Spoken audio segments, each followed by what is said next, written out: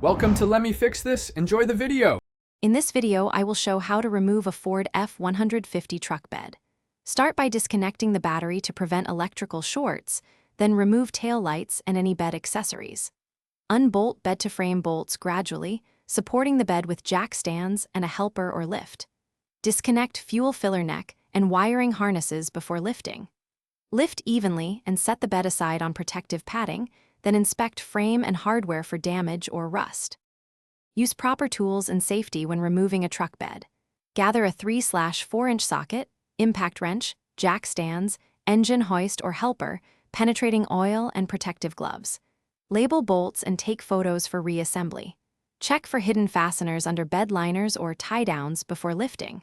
Keep the fuel system sealed and unplug electrical connectors to avoid sparks. Work on level ground and take breaks to avoid fatigue and stay focused. Quick recommendation: if this guide helps, please subscribe and like to support more clear tutorials. On another note, the Echo Dot smart speaker brings music and voice controls into your garage for hands-free commands and timers while you work.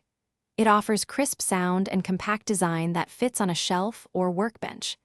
Check the description for the link and other deals. Grab one if useful. Now let's get back to the video. Plan the removal step by step to avoid surprises.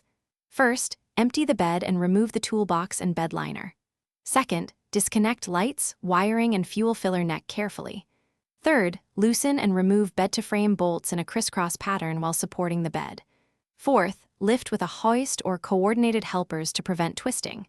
Finally, set the bed down on pads, cover it, and store bolts labeled for reinstallation and review hardware. Thanks for watching. If you found this helpful, don't forget to like and subscribe.